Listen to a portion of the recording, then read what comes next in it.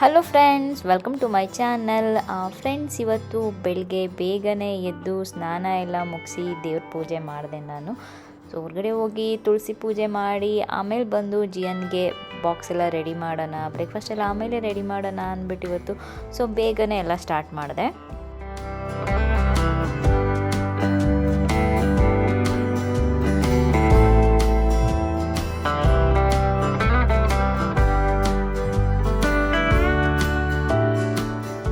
So ಕೆಲವರು ಸರಿ ಹೇಳಿದ್ರು, ಕಮೆಂಟಲ್ಲಿ ಹೇಳ್ತಿರ್ತೀರ ಮನೆ ಯಾಕೆ ಕರ್ಡ್ಕೊಂಡಿರುತ್ತೆ ಅಂತ.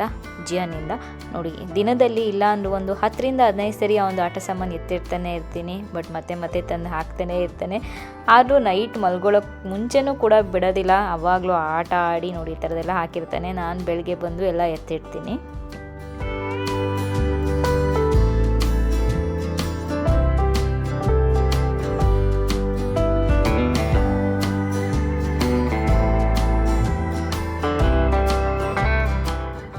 ಬೆಳಿಗ್ಗೆ ಟೀ ಮಾಡಿಲ್ಲ ಅಂದರೆ ದಿನ ಸ್ಟಾರ್ಟ್ ಆಗೋದೇ ಇಲ್ಲ, ತುಂಬ ಜನಕ್ಕೆ ಗೊತ್ತು. ಸೊ ನಮ್ಮ ದಿನ ಸ್ಟಾರ್ಟ್ ಆಗೋದೇ 1 ಕಪ್ ಟೀಯಿಂದ.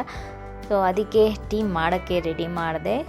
ಚಂದು ಜಿಯನ್ನ ರೆಡಿ ಮಾಡಿಸ್ಕೊಂಡು ಕೆಳಗಡೆ ಕರ್ಕೊಂಬರ್ತಾರೆ. ಅಷ್ಟರಲ್ಲಿ ಜಿಯನ್ಗೆ ಬಾಕ್ಸು ಮತ್ತು ಅವನು ಹಾಲು ಕುಡ್ಕೊಂಡು ಹೋಗೋದಕ್ಕೆ ಹಾಲೆಲ್ಲ ರೆಡಿ ಮಾಡ್ತಾ ಇದ್ದೆ. ಸೊ ಇವತ್ತು ಬಾಕ್ಸಲ್ಲಿ ಚಪಾತಿ ಕೊಡೋಣ ಅಂತ. ಸೊ ಏನೂ ತಿಂತಾ ಇರಲಿಲ್ಲ ಅವನು. ಸೊ ಚಪಾತಿಗೆ ಸ್ವಲ್ಪ ಚಾಕ್ಲೇಟ್ ಏನಾದರೂ ಹಾಕಿ ರೋಲ್ ಮಾಡಿಕೊಡೋಣ ಅಂತ ಡಿಸೈಡ್ ಮಾಡಿದೆ. ಅದಕ್ಕೋಸ್ಕರ ಚಪಾತಿ ರೆಡಿ ಮಾಡ್ತಾ ಇದ್ದೀನಿ ನಾನು. ಸೊ ಹಿಟ್ಟೆಲ್ಲ ಕಲಸಿಟ್ಟಿದೆ. ಸೊ ಚಪಾತಿ ಲಟ್ಟಿಸ್ಬಿಟ್ಟು ಇವಾಗ ಬೇಯಿಸಿ ಅವನಿಗೆ ರೋಲ್ ಥರ ರೆಡಿ ಮಾಡಬೇಕು.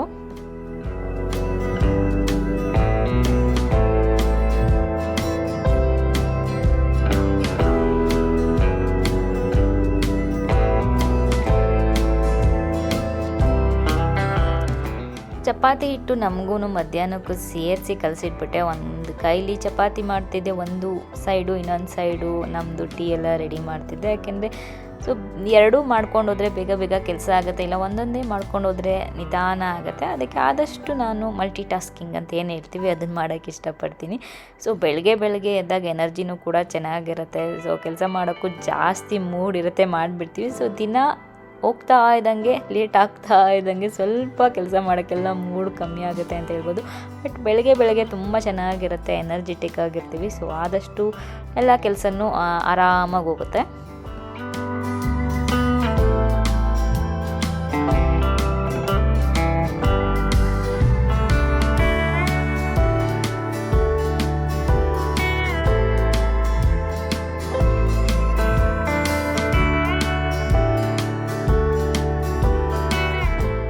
ಎಷ್ಟೊಂದು ಜನ ಕೇಳ್ತೀರಾ, ರಮ್ಯಾ ಹೆಂಗೆ ಎನರ್ಜೆಟಿಕ್ ಆಗಿರೋದು ಅಂತ. ನಾನು ಎಲ್ಲ ದಿನವೂ ಎನರ್ಜೆಟಿಕ್ ಆಗಿರ್ತೀನಿ ಅಂತ ಹೇಳಕ್ಕೆ ಬರಲ್ಲ. ನನಗೂ ಎಷ್ಟೊಂದು ಸರಿ ಮೂಡ್ ಆಫ್ ಆಗುತ್ತೆ, ಒಂದೊಂದು ಸರಿ ಬೇಜಾರು ಥರ ಅನಿಸುತ್ತೆ.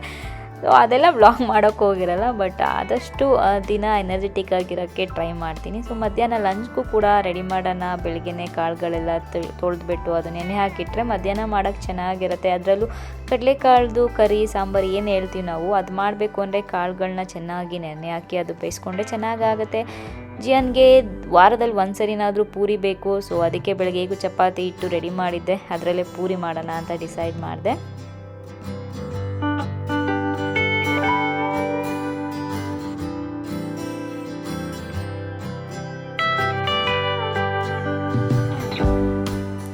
ಹೌಸ್ ವೈಫು ಅಥವಾ ಅಮ್ಮ ಏನು ಹೇಳ್ತೀವಿ, ಬೆಳಗ್ಗೆಯಿಂದ ಮಧ್ಯಾಹ್ನದವರೆಗೂ ಕೆಲಸ ನಡೀತಾನೆ ಇರುತ್ತೆ. ಯಾಕೆಂದರೆ ಬೆಳಗ್ಗೆ ಬ್ರೇಕ್ಫಾಸ್ಟ್ ಆದಮೇಲೆ ಲಂಚ್ಗೆ ಮತ್ತೆ ಪ್ರಿಪೇರ್ ಮಾಡಬೇಕು.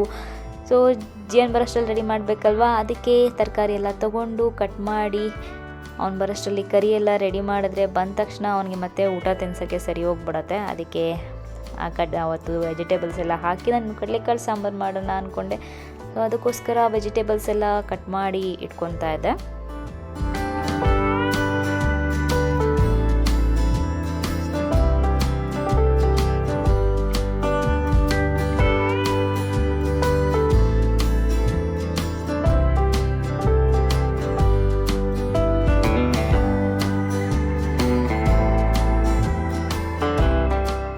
ಮಸಾಲ ರೆಡಿ ಮಾಡೋದಕ್ಕೆ ಕಾಯೆಲ್ಲ ತುರ್ಕೊತಾ ಇದ್ದೀನಿ. ಇದ್ರ ತುಂಬ ಜನ ಕೇಳ್ತಾ ಇರ್ತೀರ, ಇದು ಎಲ್ಲ ಕಡೆ ಸಿಗುತ್ತೆ ನಿಮಗೆ, ಅಮೆಝಾನಲ್ಲಿ ಆಗ್ಬೋದು, ಸೂಪರ್ ಮಾರ್ಕೆಟಲ್ಲಿ ಎಲ್ಲ ಕಡೆ ಸಿಗುತ್ತೆ. ಬೇರೆ ಬೇರೆ ಬ್ರ್ಯಾಂಡ್ಸ್ದು ಬೇರೆ ಬೇರೆ ಡಿಸೈನ್ ಕೂಡ ಸಿಗುತ್ತೆ, ನೀವು ನೋಡಿಬಿಟ್ಟು ತೊಗೊಬೋದು.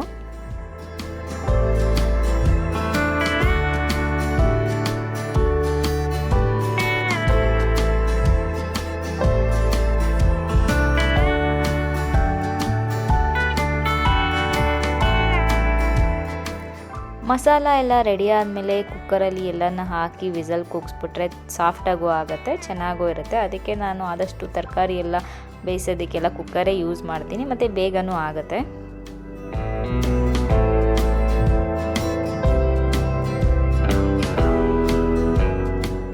ಸೊ ಕುಕ್ಕೆಲ್ಲ ಮಾಡೋಷ್ಟರಲ್ಲಿ ಚಂದು ಜಿಯನ್ ಕೂಡ ಬಂದರು. ಜಿಯನ್ಗೆ ಯೂನಿಫಾರ್ಮ್ ತೆಗೆದು ಚಂದು ನೈಟ್ ವೇರ್ ಹಾಕಿದ್ರು. ಅಷ್ಟರಲ್ಲಿ ಊಟಕ್ಕೆ ರೆಡಿ ಮಾಡಿದೆ. ಮಾರ್ನಿಂಗ್ ಸ್ವಲ್ಪನೇ ತಿಂದಿರ್ತೀವಿ, ಅದಕ್ಕೆ ಲಂಚ್ ಸ್ವಲ್ಪ ಬೇಗನೆ ಮಾಡ್ತೀವಿ. ಇವಾಗ ಲಂಚ್ ಆಗ್ಬೋದು, ಡಿನ್ನರ್ ಆಗ್ಬೋದು, ಎಲ್ಲ ಸ್ವಲ್ಪ ಬೇಗನೆ ಮಾಡ್ತೀವಿ ಅಂತ ಹೇಳ್ಬೋದು. ಜಿಯನ್ಗೆ ಊಟ ಮಾಡಿಸೋದೇ ದೊಡ್ಡ ನೋಡಿ. ಅವ್ನು ಹೇಳ್ಕೊಂಡು ಬಂದು ಕೂಡಿಸಿ ಎಲ್ಲನ ಹಾಕಿ ತಿನ್ಸೋಷ್ಟರಲ್ಲಿ ಸಾಕಾಗ್ಬಿಡತ್ತೆ.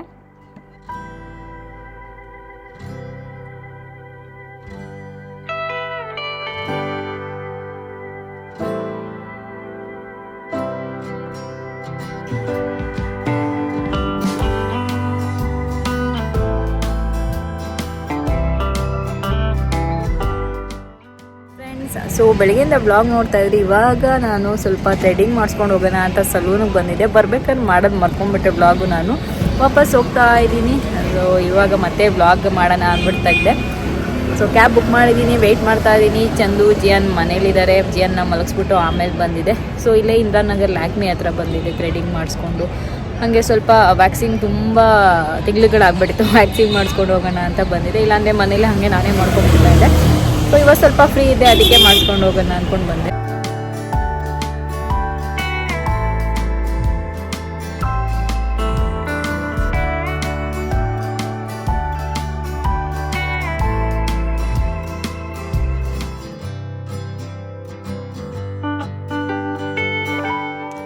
ಸಲೂನ್ಗೆಲ್ಲ ಹೋಗಿ ಬಂದಮೇಲೆ ಈವ್ನಿಂಗು ಒಂದೊಂದು ಕಪ್ ಕಾಫಿ ಮಾಡಿ ಚಂದಗೂ ಕೊಟ್ಟು ನಾನು ಕುಡಿತಾ ಇದ್ದೆ. ಸೊ ಅವತ್ತು ಸಿಕ್ಕಾಬಟ್ಟೆ ತಲೆನೋವು ಬಂದುಬಿಟ್ಟಿದೆ ನನಗೆ. ಸ್ವಲ್ಪ ಕ್ವಾಂಟಿಟಿ ಜಾಸ್ತಿನೇ ಮಾಡ್ಕೊಂಡಿದೆ ಅಂತ ಹೇಳ್ಬೋದು. ಕಾಫಿ ಇಲ್ಲ ಅಂದರೆ ಹಾಫ್ ಕಪ್ ಅಷ್ಟೇ ಕುಡಿಯೋದು. ಸೊ ಅಮ್ಮ ಅಥವಾ ಹೌಸ್ ವೈಫ್ ಏನು ನಾವು ಹೇಳ್ತೀವಿ, ಎಷ್ಟು ಕೆಲಸ ಮಾಡಿದ್ರು ಒಂದೊಂದು ಸರಿ ಮುಗಿಯೋದೇ ಇಲ್ಲ ಅಂತ ಅನಿಸುತ್ತೆ. ದಿನ ಪೂರ್ತಿ ಕೆಲಸ ಇದ್ದೇ ಇರುತ್ತೆ.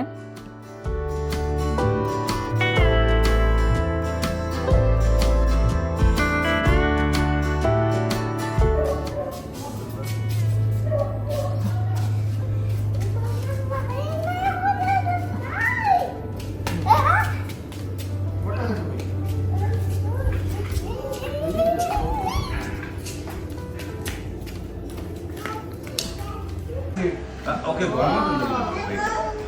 wait. What's that? Now first in the well, come on. How did I do that? Let it down.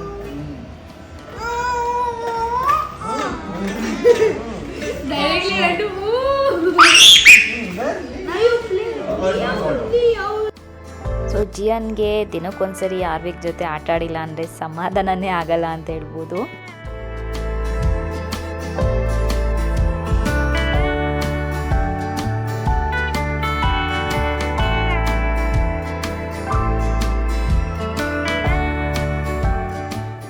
ಇದು ಮತ್ತೆ ನಾನು ನೆಕ್ಸ್ಟ್ ಡೇ ವ್ಲಾಗ್ ಕಂಟಿನ್ಯೂ ಮಾಡ್ತಿರೋದು. ಸೊ ಇವತ್ತಿನ ದಿನ ಬೆಳಗ್ಗೆ ಎಲ್ಲ ಆದಮೇಲೆ ಆಲ್ಮೋಸ್ಟ್ ಈವ್ನಿಂಗ್ಗೆ ಈ ವ್ಲಾಗ್ ಕಂಟಿನ್ಯೂ ಮಾಡ್ತಾಯಿದ್ದೀನಿ. ಈವ್ನಿಂಗು ನನಗೆ ಸ್ವಲ್ಪ ಟೈಮ್ ಸಿಕ್ತು. ಸೊ ಆ ಟೈಮ್ ಸಿಕ್ಕಿದಾಗ ಮಧ್ಯೆ ನನ್ನ ಕೆಲಸಗಳು ಮಾಡ್ಕೊಳ್ಳೋದು. ಸೊ ಅದಕ್ಕೆ ನಾನು ನಂದು ಬ್ರಷ್ಗಳೆಲ್ಲ ಏನಿತ್ತು ತುಂಬ ಗಲೀಜಾಗಿತ್ತು, ಅದಕ್ಕೆ ಕ್ಲೀನ್ ಮಾಡೋಣ ಅಂತ ಮಾಡ್ತಿದ್ದೀನಿ. ಸೊ ವಾಶ್ ಮಾಡೋಕ್ಕೆ ನಾನು ಜಿಯನ್ದು ಬೇಬಿ ವಾಶ್ ಏನು ಬರುತ್ತೆ ಅದನ್ನೇ ಯೂಸ್ ಮಾಡಿದೆ. ಏಕೆಂದರೆ ಸಪ್ರೇಟಾಗಿಲ್ಲ ಏನು ಯೂಸ್ ಮಾಡಿಲ್ಲ. ಬೇಬಿ ವಾಶಲ್ಲೇ ಚೆನ್ನಾಗಾಗತ್ತೆ ಮತ್ತು ಅವ್ರದ್ರಲ್ಲಿ ಜಾಸ್ತಿ ಕೆಮಿಕಲ್ಸ್ ಕೂಡ ಇರಲ್ಲ. ಸೊ ಅದಕ್ಕೆ ಅದನ್ನೇ ಯೂಸ್ ಮಾಡಿ ಎಲ್ಲ ನಾನು ವಾಶ್ ಮಾಡಿದೆ.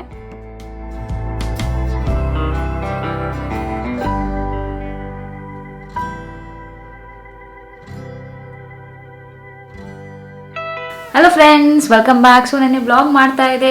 ನಾನು ಒಂದೊಂದು ಬ್ಲಾಗಲ್ಲಿ ಒಂದೊಂದು ಟಿಪ್ಸ್ ಕೊಡ್ತಾ ಹೋಗ್ತೀನಿ ಅಂತ ಹೇಳಿದ್ದೆ. ಸೊ ಈ ಬ್ಲಾಗಲ್ಲಿ ಟಿಪ್ ಮತ್ತು ಈ ಬ್ಲಾಗ್ದು ಮೇನ್ ಕಂಟೆಂಟೇ ಅದಾಗಿತ್ತು. ಏನಂದರೆ ನಾನು ಜಿಯನ್ ವಾರ್ಡ್ರೋಬ್ನ ಹೇಗೆ ಆರ್ಗನೈಸ್ ಮಾಡಿದ್ದೀನಿ ಅಂತ ತೋರಿಸ್ತಾ ಇದ್ದೀನಿ. ಸೊ ರೀಸೆಂಟಾಗಿ ಫಸ್ಟು ಬೇರೆ ಥರ ಆರ್ಗನೈಸ್ ಮಾಡಿದೆ, ಇವಾಗ ಎಲ್ಲ ತೆಗೆದು ಬೇರೆ ಥರ ಆರ್ಗನೈಸ್ ಮಾಡಿದ್ದೀನಿ. ಅದಕ್ಕೆ ತೋರಿಸೋಣ ಅಂದ್ಬಿಟ್ಟು ಈ ಬ್ಲಾಗಲ್ಲಿ ಅಂದ್ಕೊಂಡೆ. ಸೊ ಅವನು ಪುಟ್ಟು ಸೊ ಜಿಯನ್ಗೆ ಆಲ್ಮೋಸ್ಟ್ ಒಂದು 1 ಇಯರ್ ಇದ್ದಾಗ ಒಂದ್ಸರಿ ನಾನು ಮಾಡಿದೆ ಜಿಯನ್ ವಾರ್ಡ್ರೋಬ್ದು ಹೇಗೆ ಆರ್ಗನೈಸ್ ಮಾಡಿದ್ದೀನಿ ಅಂತ. ಸೊ ಇವಾಗ ಅವ್ನಿಗೆ 3 ಇಯರ್ಸ್, ಇವಾಗ ಒಂದು ಬಟ್ಟೆಗಳೆಲ್ಲ ಹೇಗೆ ಆರ್ಗನೈಸ್ ಮಾಡಿದ್ದೀನಿ ಅಂತ ತೋರಿಸ್ತೀನಿ. ಕೆಲವೊಂದು ಬಾಕ್ಸ್ಗಳೆಲ್ಲ ತೊಗೊಂಡು ಅದರಲ್ಲಿ ಆರ್ಗನೈಸ್ ಮಾಡಿದ್ದೀನಿ. ಅದರಿಂದ ನನಗೂ ಈಸಿ ಆಗ್ತಿದೆ. ಈ ಥರ ಆರ್ಗನೈಸ್ ಮಾಡಿದಾಗ ನಿಮಗೂ ಕೂಡ ಪದೇ ಪದೇ ಬೀಳೋದೆಲ್ಲ ಇರಲ್ಲ. ಮಕ್ಳದ್ದು ಇಷ್ಟೇ ಬಟ್ಟೆ ಇರುತ್ತೆ ಮತ್ತು ನಿಮಗೂ ಯಾವ್ದು ಎಲ್ಲಿರುತ್ತೆ ಅಂತ ಗೊತ್ತಾಗುತ್ತೆ, ನೀವು ಈಸಿಯಾಗಿ ತೊಗೋಬೋದು. ಸೊ ಎಲ್ಲ ಬಟ್ಟೆಗಳನ್ನು ಇದೊಂದು ವಾರ್ಡ್ರೋಬಲ್ಲಿ ಆರ್ಗನೈಸ್ ಮಾಡಿದ್ದೀನಿ. ಸೊ ಫಸ್ಟು ಇಲ್ಲಿಂದ ಸ್ಟಾರ್ಟ್ ಮಾಡೋಣ. ಇದು ಏನಿದೆ ಇಲ್ಲಿ ನಾನು ಒಂದು ಶರ್ಟ್ಗಳು, ಜಾಕೆಟ್ಗಳು, ಸೊ ಎಲ್ಲ ಈಕ್ವಲ್ ಆಗಂತೂ ಇಲ್ಲ, ಯಾಕೆಂದರೆ ಒಂದೊಂದು ದೊಡ್ಡದಿರುತ್ತೆ, ಒಂದೊಂದು ಚಿಕ್ಕದಿರುತ್ತೆ. ಸೊ ಒಂದು ಎಲ್ಲಿ ಹೊರ್ಗಡೆ ಹಾಕ್ಕೊಂಡು ಹೋಗ್ತಾನಲ್ಲ ಆ ಥರದ್ದು ಬಟ್ಟೆಗಳೆಲ್ಲ ನಾನು ಇಲ್ಲಿ ಇಟ್ಟಿದ್ದೀನಿ. ಸೊ ಲಾಸ್ಟ್ ಟೈಮ್ ತೋರಿಸ್ದಾಗಲೂ ಹೀಗೆ ಹೇಳಿದೆ, ಇಲ್ಲಿ ಹ್ಯಾಂಗರ್ಸ್ ಬರುತ್ತೆ ಮಕ್ಳದ್ದು ಪುಟ್ಟದ್ದು, ನಿಮಗೆ ಮಿನಿಸೋಲು ಸಿಗುತ್ತೆ, ಇಲ್ಲ ನಾರ್ಮಲ್ ನಿಮಗೆ ಆನ್ಲೈನಲ್ಲೂ ಕೂಡ ಸಿಗುತ್ತೆ, ಅಲ್ಲೂ ತೊಗೋಬೋದು, ಮತ್ತು ಐಕ್ಯಲ್ಲೂ ಸಿಗುತ್ತೆ. ಸೊ ನಾನು ಒಂದು ಸ್ವಲ್ಪ ಎಲ್ಲ ಅವಾಗ H&Mಲ್ಲಿ ಬಟ್ಟೆಗಳು ತೊಗೊಂಡಾಗ ಅವರೇ ಕೊಡ್ತಾಯಿದ್ರು, ಅದು ಸ್ವಲ್ಪ ಇದೆ, ಇವಾಗ ಕೊಡಲ್ಲ. ಸೊ ಇವಾಗ ಮಿನಿಸೋಲಿ ಲಾಸ್ಟ್ ಟೈಮ್ ಹೋಗಿದ್ದಾಗ ತೊಗೊಂಡು ಬಂದಿದ್ದೆ. ಸೊ ಅದನ್ನೆಲ್ಲ ಯೂಸ್ ಮಾಡಿ ಈ ಥರ ಹ್ಯಾಂಗರಲ್ಲಿ ಸ್ವಲ್ಪ ಹಾಕಿಟ್ಟಿದ್ದೀನಿ. ಅದಾದಮೇಲೆ ನೆಕ್ಸ್ಟ್ ಇಲ್ಲಿ ಬರೋಣ. ಸೊ ಇಲ್ಲಿ ನಾನು ಅವನಿಗೆ ವೆಕೇಷನ್ಗೆ ಹೋದಾಗ ಹಾಕ್ಕೊಂಡು ಹೋಗೋಕ್ಕೆ, ಅಥವಾ ನಾನು ಅವಾಗಲೇ ಹೇಳ್ದಾಗೆ ಸೇಲಲ್ಲಿ ಬಟ್ಟೆಗಳನ್ನ ತೆಗ್ದಿರೋದು ಜಾಸ್ತಿ. ಸೊ ಅದಕ್ಕೆ ಹೊಸದು ಆ ಥರದ್ದೆಲ್ಲ ನಾನು ಇಲ್ಲಿಟ್ಟಿದ್ದೀನಿ. ಸೊ ಅವಾಗ ನಂಗೆ ಗೊತ್ತಾಗುತ್ತೆ ಯಾವ್ದಿದೆ ಅಂತ. ಅವಾಗ ನಾನು ಎಲ್ಲರೂ ಟ್ರಾವೆಲ್ ಮಾಡಬೇಕಾದ್ರೆ ಅಥವಾ ಹೊರಗಡೆ ಹೋಗ್ಬೇಕಾದ್ರೆ ಇದನ್ನು ಯೂಸ್ ಮಾಡ್ತೀನಿ. ಸೊ ಈ ಸರಿ ನಾನು ಸ್ವಲ್ಪ ಜಾಸ್ತಿನೇ ತೊಗೊಂಡ್ಬಿಟ್ಟೆ ಅವನಿಗೆ ಸೇಲ್ ಇದ್ದಾಗ, ಲಾಸ್ಟ್ ಟೈಮ್ ಜೂನಲ್ಲಿ ಮತ್ತು ಈಗ ಡಿಸೆಂಬರಲ್ಲಿ ಎಲ್ಲ ಟೈಮಲ್ಲೂ. ಸೊ ಅದಕ್ಕೆ ಸ್ವಲ್ಪ ಜಾಸ್ತಿನೇ ಇದೆ ಹೊಸದು ಅಂತ ಹೇಳ್ಬೋದು. ಸೊ ಅದಾದಮೇಲೆ ಸೆಕೆಂಡ್ ಸ್ಟೆಪ್ಪಲ್ಲಿ ಇದು ನಾನು ಅಮೆಝಾನಲ್ಲಿ ತೊಗೊಂಡಿದ್ದು ಈ ಬಾಕ್ಸ್ಗಳೆಲ್ಲ. ಸೊ ಇದರಿಂದ ನನಗೆ ತುಂಬ ಹೆಲ್ಪ್ ಆಯಿತು ಅಂತ ಹೇಳ್ಬೋದು. ಮೊದಲು ಜಿಯನ್ ಬಟ್ಟೆಗಳು ಹಾಗೆ ಇಟ್ಟಾಗ ಎಲ್ಲ ಬಿದ್ದೋಗ್ಬಿಡ್ತಾ ಇತ್ತು, ಒಂದ್ಸರಿ ವಾಶ್ ಮಾಡಿ ಇನ್ನೊಂದು ಬೇರೆ ತಂದಿಡೋಷ್ಟೇ ಎಲ್ಲ ಬಿದ್ದೋಗ್ಬಿಡ್ತಾ ಇತ್ತು. ಸೊ ಇವಾಗ ಈಸಿಯಾಗಿದೆ ನೋಡಿ. ಸೊ ಈ ಥರ ಇಟ್ಕೊಂಡಿರೋದ್ರಿಂದ ನನಗೆ ಯಾವ್ದ್ರಲ್ಲಿ ಏನೇನಿದೆ ಅಂತ ಗೊತ್ತಾಗ್ತಿದೆ, ಆವಾಗ ನನಗೆ ಹೆಲ್ಪ್ ಆಗುತ್ತೆ. ಸೊ ಇದರಲ್ಲೆಲ್ಲ ನಾನು ಪ್ಯಾಂಟ್ಗಳು ಇಟ್ಟಿದ್ದೀನಿ. ಪ್ಯಾಂಟ್ಗಳು ಯಾವ ಥರ ಅಂದರೆ ಜೀನ್ಸು, ಟ್ರ್ಯಾಕ್ ಪ್ಯಾಂಟ್ಸು, ಸ್ವಲ್ಪ ಹೊರ್ಗಡೆ ಎಲ್ಲ ಹಾಕ್ಕೊಂಡು ಹೋಗೋದು ಆ ಥರದ್ದೆಲ್ಲ ಇದರಲ್ಲಿ ಇಟ್ಟಿದ್ದೀನಿ. ಅದೇ ಥರ ನೆಕ್ಸ್ಟು ಇದರಲ್ಲಿ ಶಾರ್ಟ್ಸ್ ಇಟ್ಟಿದ್ದೀನಿ. ಇದರಲ್ಲೂ ಕೂಡ ಅಷ್ಟೇ, ನಾನು ಔಟ್ಸೈಡ್ ಹಾಕ್ಕೊಂಡು ಹೋಗೋದು, ಸ್ಕೂಲ್ಗೆ ಹಾಕಿ ಕಳಿಸೋದು ಒಂದೊಂದು ಸರಿ. ಸೊ ಆ ಥರದ್ದೆಲ್ಲ ಈ ಥರದಲ್ಲಿ ಇಟ್ಟಿದ್ದೀನಿ. ಸೊ ಇದರಲ್ಲಿ ಇನ್ನೊಂದು ಏನಂದರೆ ನಂಗೆ ಇಷ್ಟ ಆಗಿದ್ದು, ಈ ಥರ ಒಂದೊಂದು ಸಪ್ರೇಟಾಗಿ ಇಡೋಕ್ಕೆ ತುಂಬ ಹೆಲ್ಪ್ ಆಗುತ್ತೆ. ಈ ಥರ ಅವರು ಪಾರ್ಟಿಷನ್ ಕೊಟ್ಟಿರೋದ್ರಿಂದ ತುಂಬ ಹೆಲ್ಪ್ ಆಗುತ್ತೆ. ಇದು 3 ಪೀಸು 800 900 ಇತ್ತು. ಕ್ವಾಲಿಟಿ ತುಂಬ ಚೆನ್ನಾಗಿದೆ, ಇದಕ್ಕಿಂತ ಕಡಿಮೆ ಸಿಗುತ್ತೆ, ಬಟ್ ಇದು ಕ್ವಾಲಿಟಿ ಚೆನ್ನಾಗಿದೆ. ಈ ಥರದಲ್ಲಿ ಅವನು ಮನೆಗೆ ಹಾಕೊಳ್ಳೋ ಟ್ರ್ಯಾಕ್ ಪ್ಯಾಂಟ್ಸು ಆ ಥರದ್ದೆಲ್ಲ ಇದರಲ್ಲಿ ಇಟ್ಟಿದ್ದೀನಿ. ಸೊ ಇದರಲ್ಲೆಲ್ಲ ಒಂದೇ ಕಡೆ ಸಿಗುತ್ತೆ. ಇದರಲ್ಲೇನು ಪಾರ್ಟಿಷನ್ ಎಲ್ಲ ಇಲ್ಲ, ಬಟ್ ಹಂಗೆ ಇರೋದು, ಜಾಸ್ತಿ ಇಡ್ಬೋದು. ಸೊ ಆ ಥರದ್ದು ಶಾರ್ಟ್ಸು ಕೂಡ ಇಲ್ಲೇ ಇಟ್ಟಿದ್ದೀನಿ. ಇಲ್ಲಿ ಪ್ಯಾಂಟು 2 ಮತ್ತು ಅಲ್ಲಿ ಶಾರ್ಟ್ಸು. ಸೊ ಇದು ಕೂಡ ತುಂಬ ಹೆಲ್ಪ್ ಆಗ್ತಿದೆ ಅಂತ ಹೇಳ್ಬೋದು. ಇದು ಇನ್ನೂ ಸ್ವಲ್ಪ ಇದಕ್ಕಿಂತ ಎಕ್ಸ್ಪೆನ್ಸಿವ್, ಯಾಕೆಂದರೆ ಇನ್ನೂ ಕ್ವಾಲಿಟಿ ತುಂಬ ಚೆನ್ನಾಗಿದೆ ಇದು. ನೆಕ್ಸ್ಟ್ ಬರೋಣ ಇಲ್ಲಿ ಲಾಸ್ಟಲ್ಲೂ ಅಷ್ಟೇ. ಇಲ್ಲಿ ಒಂದು ಎತ್ನಿಕ್ ಬಟ್ಟೆಗಳೇನಿದೆ ಅದು, ಮತ್ತು ಸ್ಕೂಲ್ ಯೂನಿಫಾರ್ಮ್ ಎಲ್ಲ ಇದರಲ್ಲಿ ಇಟ್ಟಿದ್ದೀನಿ. ಸೊ ಇಲ್ಲಿ ಲಾಸ್ಟ್ ಸ್ಕೂಲ್ ಯೂನಿಫಾರ್ಮು, ಇದೆಲ್ಲ ಎತ್ನಿಕ್ ಡ್ರೆಸ್ಸು. ಒಂದು ಎತ್ನಿಕ್ ಏನು ಜಾಸ್ತಿ ಇಲ್ಲ ಅವನ ಹತ್ರ, ತುಂಬ ಸರಿ ಹೇಳಿದ್ದೀನಿ. ಸೊ ಇಲ್ಲಿ ಇಟ್ಟಿದ್ದೀನಿ. ಅದಾದಮೇಲೆ ನೆಕ್ಸ್ಟು ಇದೆಲ್ಲ ಹಾಗೆ ಜೋಡಿಸಿದ್ದೀನಿ, ನೋಡ್ಬೋದು ನೀವು ಕೆಳಗಡೆ. ಸೊ ಅಲ್ಲಿ ಒಂದು ಡೈಲಿ ವೇರ್, ಸ್ಕೂಲಿಂದ ಬಂದ ತಕ್ಷಣ ಯೂನಿಫಾರ್ಮ್ ಚೇಂಜ್ ಮಾಡಿ ಹಾಕೋದು, ನೈಟ್ ವೇರ್ಸು ಆ ಥರದ್ದೆಲ್ಲ ಇಟ್ಟಿದ್ದೀನಿ. ನೆಕ್ಸ್ಟು ಅಲ್ಲಿಂದ ಬಂದರೆ ಇಲ್ಲಿ ಶೂಗಳೆಲ್ಲ ಇಲ್ಲಿ ಸ್ಟೋರ್ ಮಾಡಿಟ್ಟಿದ್ದೀನಿ. ನೆಕ್ಸ್ಟ್ ಇಲ್ಲಿ ಬಂದರೆ ಒಂದು bags, caps, inner wears, socks ಎಲ್ಲ ಈ ಡ್ರಾರಲ್ಲಿ ಇಟ್ಟಿದ್ದೀನಿ. ಸೊ ಈ ಡ್ರಾರಲ್ಲಿ ಇರುತ್ತೆ, ಅವನಿಗೆ ಬೇಕಾದಾಗ ತೊಗೊಳಕ್ಕೆ ಈಸಿ ಆಗುತ್ತೆ. ನಾನು ಇದನ್ನು ಸ್ವಲ್ಪ ಚೇಂಜ್ ಮಾಡಬೇಕು ಅಂದ್ಕೊಂಡಿದ್ದೀನಿ, ಅದಕ್ಕೂ ಚಿಕ್ಕದು ಬರುತ್ತೆ. ಸೊ ಈ ಥರದ್ದೇ ಅದನ್ನು ತೊಗೊಂಡು ಅದು ಸಪ್ರೇಟಾಗಿ ಇಲ್ಲಿ ಡ್ರಾಯರೆಲ್ಲ ಆರ್ಗನೈಸ್ ಮಾಡಬೇಕು ಅಂದ್ಕೊಂಡಿದ್ದೀನಿ. ಸೊ ನೋಡೋಣ, ನೆಕ್ಸ್ಟು ಆರ್ಡ್ರ್ ಮಾಡಬೇಕು. ಅಷ್ಟರಲ್ಲಿ ಇದಿತ್ತಲ್ಲ, ಇದನ್ನೆಲ್ಲ ನಾನು ಆರ್ಗನೈಸ್ ಮಾಡಿಬಿಟ್ಟೆ. ಸೊ ಇವಾಗ ನಿಮಗೂ ಒಂದು ಐಡಿಯಾ ಬಂದಿದೆ, ಜಿಯನ್ ಥರ 3 year old ಕಿಡ್ ಇದ್ದರೆ ಹಿಂಗೆ ಬಟ್ಟೆಗಳನ್ನ ಆರ್ಗನೈಸ್ ಮಾಡ್ಬೋದು ಅಂತ. ಅಥವಾ ನಿಮಗೆ ಪುಟ್ ಮಕ್ಕಳಿದ್ರು ಇದೇ ಥರ ಆರ್ಗನೈಸ್ ಮಾಡ್ಬೋದು, ಯಾಕೆಂದರೆ ಅವ್ರಿಗೂ ಇಷ್ಟೇ ಇರುತ್ತೆ ಬಟ್ಟೆಗಳು. ಸೊ ಏನಂದರೆ ಇನ್ನು ಬೇಬಿಗಳದ್ದು ಹಿಂಗೆ ಆರ್ಗನೈಸ್ ಮಾಡಬೇಕು ಅಂತ ಕೆಲವ್ರಿಗೆ ಡೌಟ್ ಇರುತ್ತೆ. ಈ ಥರ ನೀವು ಆರ್ಗನೈಸ್ ಮಾಡ್ಕೋಬೋದು. ಸೊ ಈ ಥರನೇ ನಮ್ಮದಕ್ಕೂ ಅಪ್ಲೈ ಮಾಡೋಣ ಅಂತ ಅಂದ್ಕೊಂಡಿದ್ದೀನಿ. ಸೊ ನಮ್ಮ ವಾರ್ಡ್ರೋಬ್ನು ಈ ಥರನೇ ಆರ್ಗನೈಸ್ ಮಾಡೋಣ ಅಂತ. ಸೊ ಬಟ್ ಇನ್ನೂ ಸ್ವಲ್ಪ ಡಿಫ್ರೆಂಟಾಗಿ ಮಾಡಬೇಕು ಅಂತ ಅಂದ್ಕೊಂಡಿದ್ದೀನಿ. ಸೊ ಅದು ಮಾಡಿದಾಗ ಅದು ಕೂಡ ನಾನು ನಿಮಗೆ ತೋರಿಸ್ತೀನಿ. ಸೊ ಇವತ್ತಿಂದ ಇದು ಟಿಪ್ ನಿಮ್ಮೆಲ್ಲರಿಗೂ ಇಷ್ಟ ಆಗಿದೆ ಅಂತ ಅಂದ್ಕೊಂಡಿದ್ದೀನಿ. ಕೆಲವೊಂದು ವೀಡಿಯೋಸಲ್ಲಿ ಟಿಪ್ ಇಷ್ಟ ಆಗುತ್ತೆ, ಒಬ್ಬೊಬ್ಬರು ಕಮೆಂಟ್ ಹಾಕಿ ಕೇಳ್ತಿದ್ದಾರೆ, ರಮ್ಯಾ ಯಾಕೆ ಈ ವಿಡಿಯೋಲಿ ಟಿಪ್ ಹೇಳಿಲ್ಲ ಅಂತ. ಸೊ ಹೊರಗಡೆ ಹೋದಾಗ, ಟ್ರಾವೆಲ್ ಮಾಡಿದಾಗ ಅಥವಾ ಕೆಲವೊಂದು ಸರಿ ಮಿಸ್ ಆಗುತ್ತೆ, ಬಟ್ ಆದಷ್ಟು ಟೈಮ್ ಹೇಳೋಕ್ಕೆ ಟ್ರೈ ಮಾಡ್ತಿದ್ದೀನಿ.